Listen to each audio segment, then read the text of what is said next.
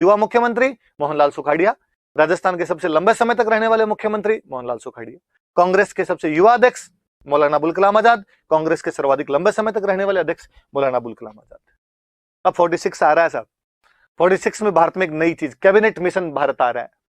और cabinet mission के अंदर बातें कि अब अंग्रेज आजाद करके जाएंगे और आजादी से पहले ही भारत में गवर्नमेंट बनाई जाएगी, प्रधानमंत्री बना दिया जाएगा, इंटरिम गवर्नमेंट, चुनाव से पहले की जो गवर्नमेंट होती है अंतरिम सरकार बना दी जाएगी। अंतरिम सरकार का प्रधानमंत्री कौन हो? अंतरिम सरकार का प्रधानमंत्री वो जो कांग्रेस का अध्यक्ष है। तो कांग्रेस का अध्यक्ष कौन है? तो मौलाना अबुल कलाम आजाद। तो प्रधानमंत्री कौन बनेंगे? मौलाना अबुल कलाम आजाद। लगा कि नहीं यार, प्रधानमंत्री दूसरे को बनाया जाना चाहिए। गांधी जी लेटर लिखते हैं मौलाना अबुल कलाम आजाद को कि आप अपने पद से इस्तीफा दीजिए। अप्रैल के आसपास की बात है 46 में, मौलाना अबुल कलाम आजाद अपने पद से इस्तीफा देते हैं। सेशन तो हो नहीं पाया था तब तक, तो प्रांतीय कमेटियां जितनी थी, प्रोविंशियल कमिटीज कांग्रेस की जो भी थी, उनकी एक मीटिंग बुलाई गई। 15 प्रांतीय कमेटियां हुआ करती थी, उनको बताया आप बताओ किसको बनाया जाना चाहिए। 15 कमेटियों में से 12 कमेटियों ने कहा कि कांग्रेस का अध्यक्ष वल्लभ भाई पटेल को बनाया जाना चाहिए। तपावा आदमी, आयरन मैन, लोहे पुरुष, जिन्ना उधर लगा हुआ है पाकिस्तान मांगने के लिए, और जिन्ना से मोल भाव करने के लिए यदि कोई आदमी हो तो वल्लभ भाई पटेल हो।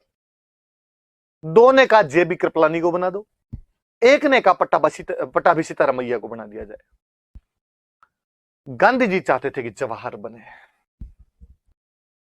इसलिए गांधी जी के पास में जेबी कृपलानी महासचिव हुआ करते थे उस टाइम। जेबी कृपलानी के पास जब वो पर्चियां आई और जेबी कृपलानी ने बापू को पकड़ाई, बापू ये पर्चियां, ऐसे ऐसे पर्चियां आई है। बापू ने पर्चियां देखी और पर्चियां देके नेहरू को कहा कि जवाहर तुम्हारे नाम का प्रस्ताव किसी ने भी नहीं रखा है। जवाहर चुपचाप बैठे रहे।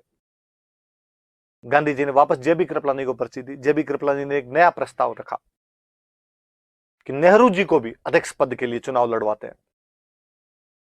नेहरू भी अध्यक्ष पद के लिए दावेदार है।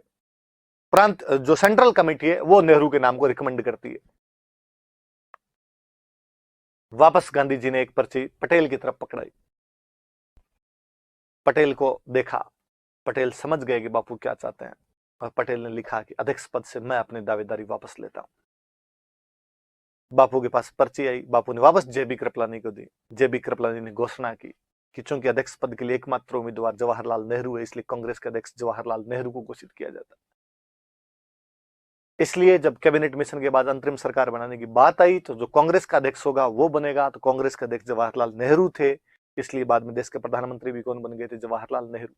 जब बापू से पूछा गया कि देश के तमाम कांग्रेस जन जब पटेल को प्रधानमंत्री बनाना चाहते थे, पटेल को कांग्रेस का अध्यक्ष बनाना चाहते थे, आपने वीटो करके जवाहर को क्यों बना दिया?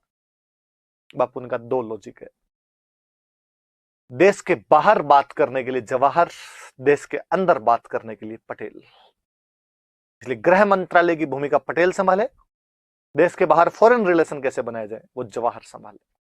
फिर बापू ने दूसरा कहा कि जब अंग्रेज देश छोड़ के जा रहे हैं तब एक ऐसा आदमी चाहिए जो अंग्रेजों जैसा हो, अंग्रेजों की तरह रहता हो, ताकि अंग्रेजों की मेंटेलिटी वाले शासन को ढंग से संभाल सके। और बापू हंसते हुए बोले कि हम में से एकमात्र अंग्रेज जवाहर है, इसलिए मैंने इस पद के लिए जवाहर को चुना है। पटेल ने भी इस बात के लिए कभी रिग्रेट साफ साफ तौर पे फील किया नहीं था, इसलिए पटेल बाद में गृह मंत्री बना दिए गए, वो आपके प्रधानमंत्री बना दिए। इस बार जब 31 अक्टूबर को